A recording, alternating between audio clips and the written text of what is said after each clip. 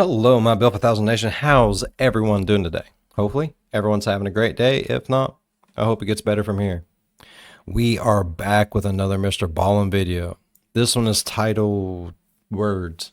3 scary sounds to give you nightmares. Oh, my throat hurts.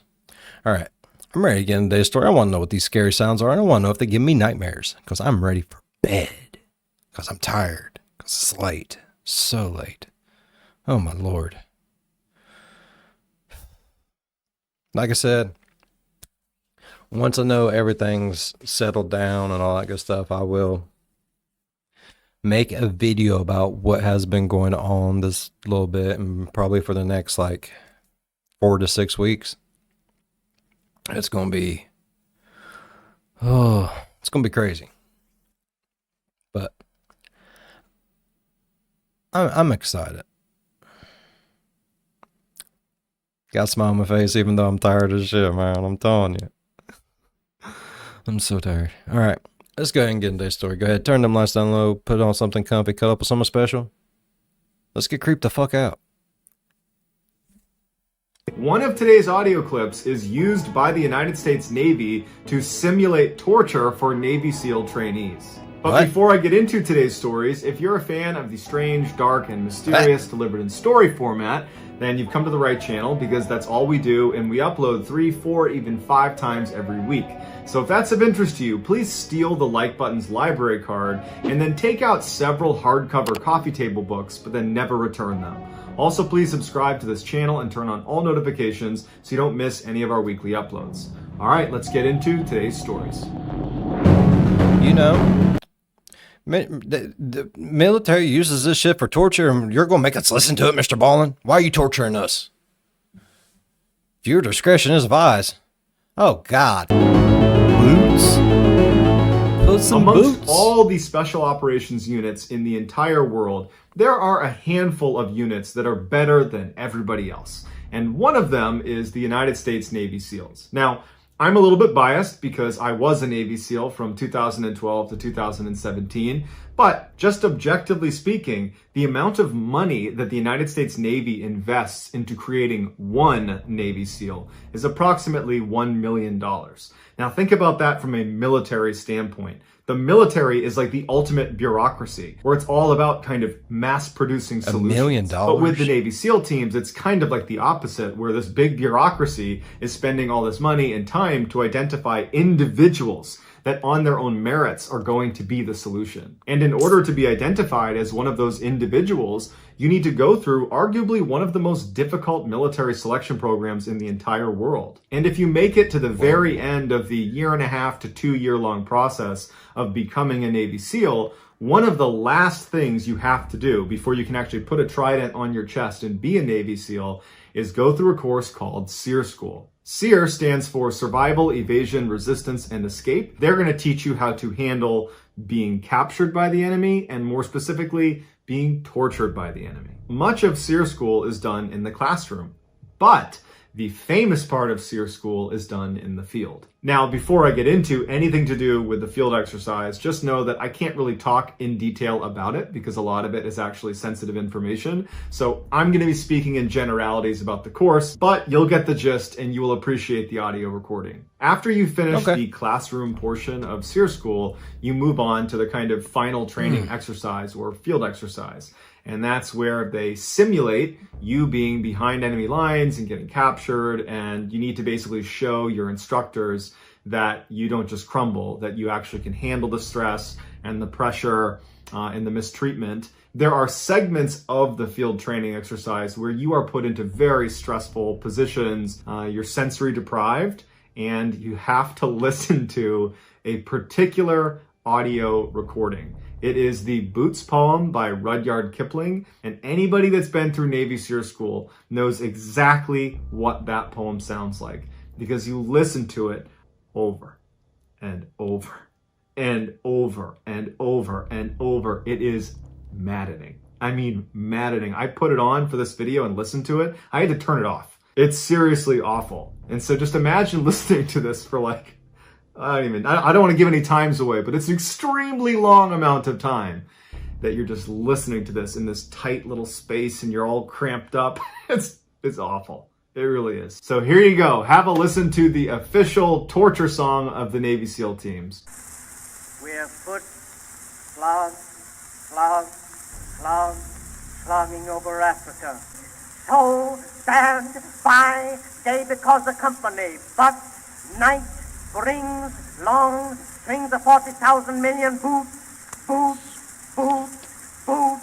moving up and down again. There's no discharge in the war. Try to think of something different. Oh my God, keep me from going lunatic. Boots, moving up and down again. There's no discharge in the war. We're slogging over Africa.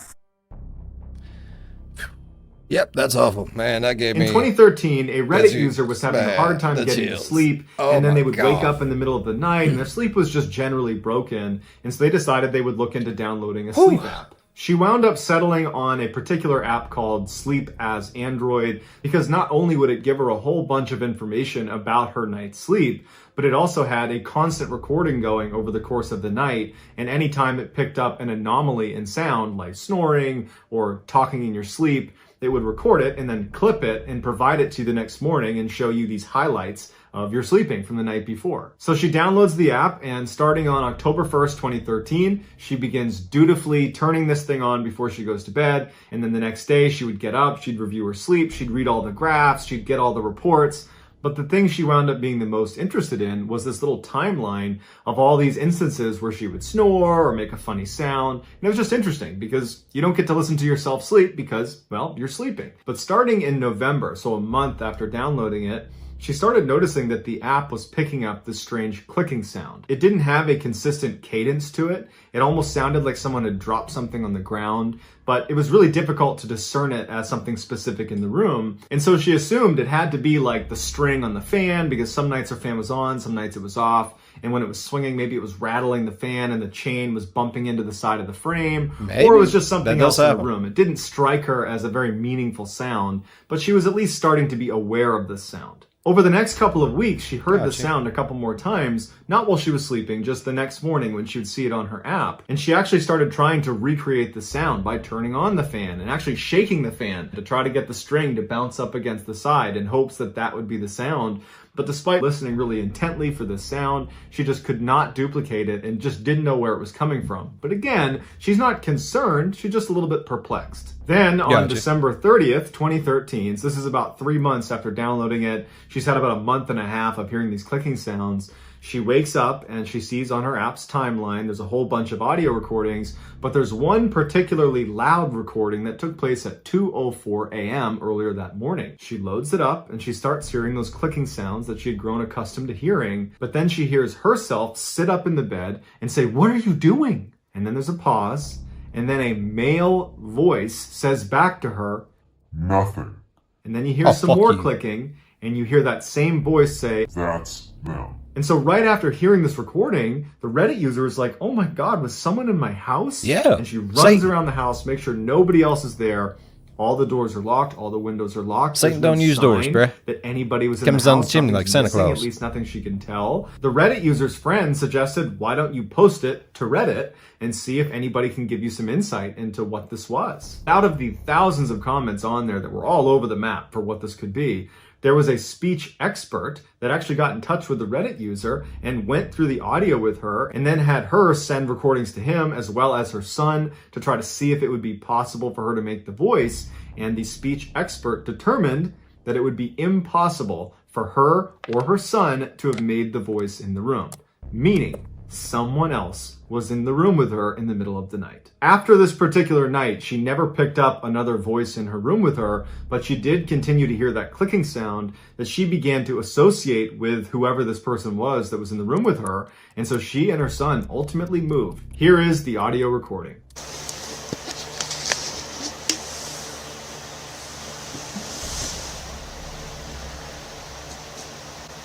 What are you doing? Okay.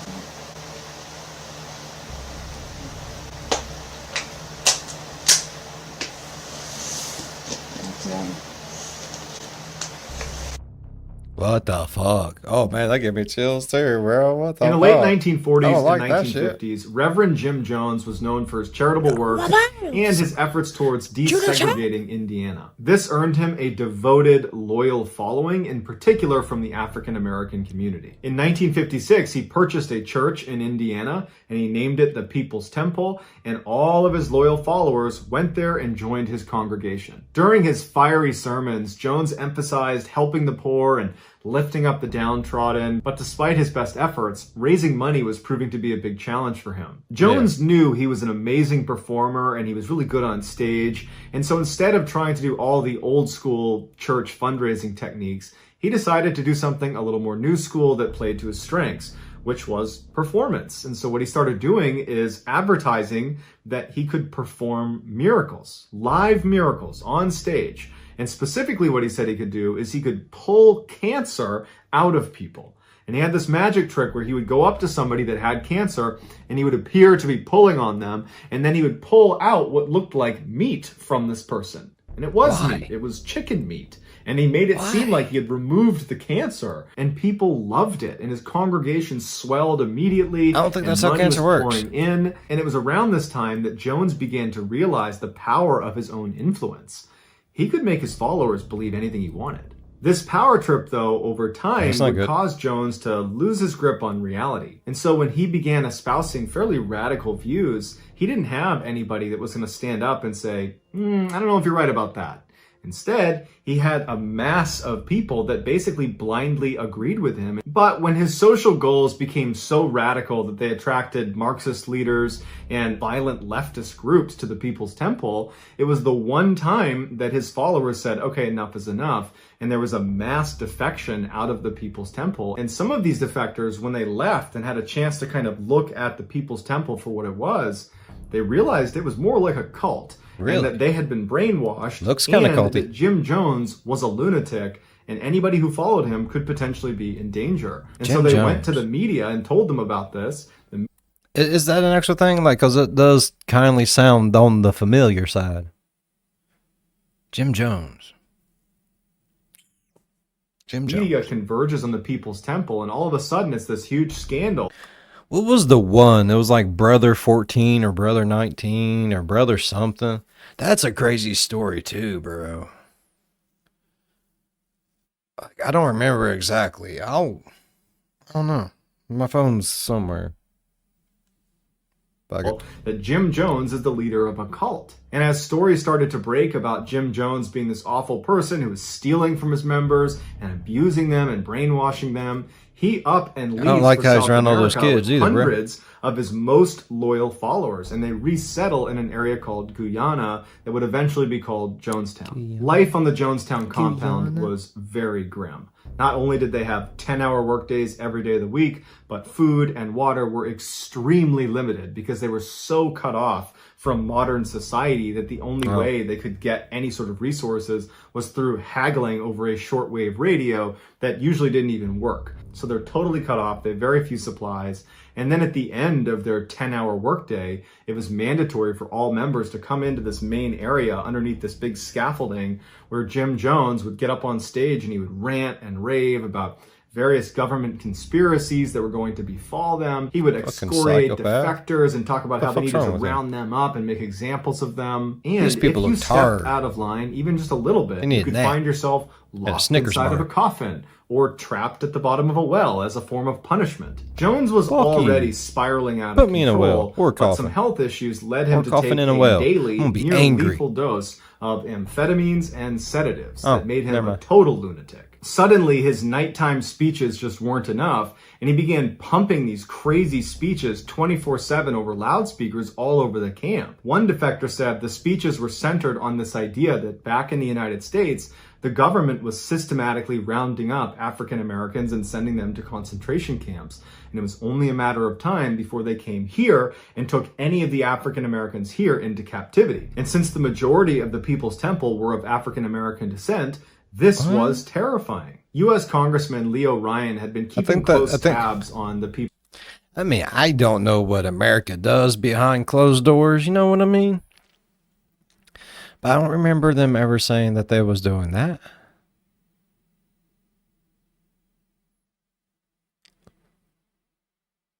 I might be wrong. I don't know. Temple ever since the news broke about Jim Jones kind of being a hack and a maniac. And when they went to South America, he just felt like no one's really checking in on them, and I'm concerned for the well-being of the people that are there. And so on November 18th, 1978, Ryan, along with 18 other people, flew to Guyana to talk to Jim Jones and to make sure that everything was okay. When he arrived, he was expecting it to be kind of in disrepair and be this chaotic scene, but it wasn't. The camp was maintained, people were well-dressed, polite. It seemed like a happy and healthy community with a few hundred people there.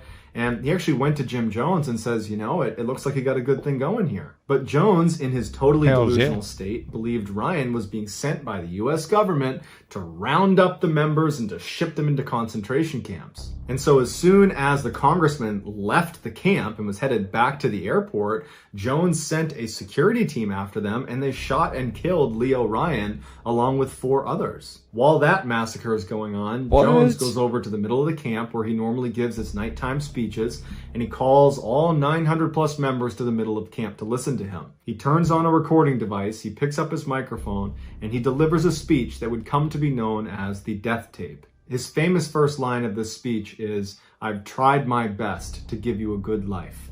And you can hear the crowd erupt with cheers as he says this. And what listeners of this tape can't see is what's being unveiled at the same time. Right next to Jim Jones is this silver cauldron of this sickly purple liquid. And next to it are about 900 cups. The next day, authorities are outside the gate of Jonestown, and they're getting ready to head into Jonestown to confront Jim Jones about his connection to the murder of Congressman Ryan and the 4 others.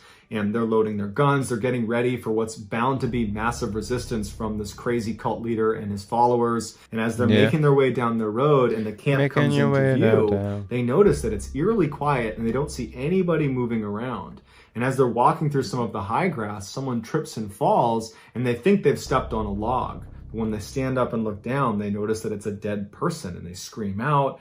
And then everyone's looking around, and they notice that all over the ground in front of them are hundreds and hundreds of dead bodies. There's more bodies than they can possibly count. The previous night, that purple liquid that was revealed to the crowd after Jim Jones begins his speech was Kool-Aid mixed with cyanide. And over the course of several hours, and it's all recorded on the death tape, he encourages his members to come up and So is that where the don't drink the Kool-Aid comes from? However, if you didn't drink the Kool-Aid or didn't want to drink the Kool-Aid, like many of the 300 children, their parents would make them, or the armed guards would come over and they would inject them with it. And after everybody's died, Jim Jones doesn't even drink from the Kool-Aid. He ends up shooting himself. I've decided to only include a very small portion of the death tape because much of it is just, it's heartbreaking, it's distressing, and it should be something that you decide you want to listen to. It should not be thrust upon you. Thank you. How very much I've tried my best to give you the good life.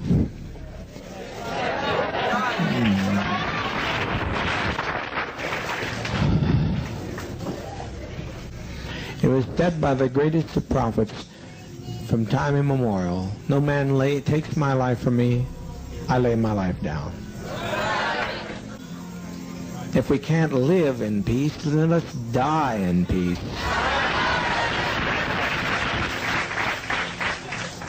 We've been so betrayed. We have been so terribly betrayed. Take the portion like they used to take in ancient Greece and step over quietly, because we are not committing suicide. It's a revolutionary act. We can't go back. They won't leave us alone. They're now going back to tell more lies, which means more congressmen, and there's no way we can survive. So that's going to do it, guys. Let me know in the comments what you thought of these 3 stories, and I will pin the best comment at the top of the comments section. If you enjoyed today's video and you haven't done this already, please steal the like button's library. All right. I really enjoyed that. That was actually kind of cool. I wonder if he's getting more of those ones. I don't know. That was kind of cool, though. Hopefully you guys enjoyed it as much as I did. And if you did, my blue screen is acting dumber than shit. Hold up. OBS, what are you doing? Why you gotta treat me like this? Thought we was friends.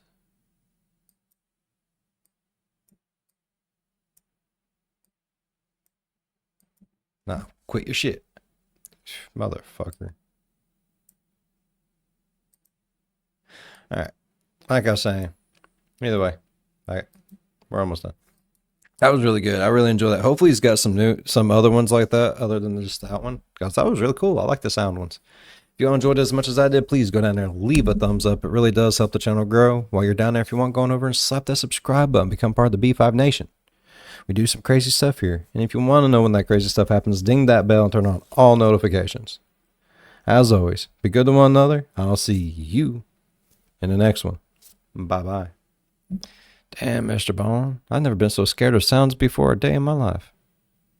It's weird. Sounds.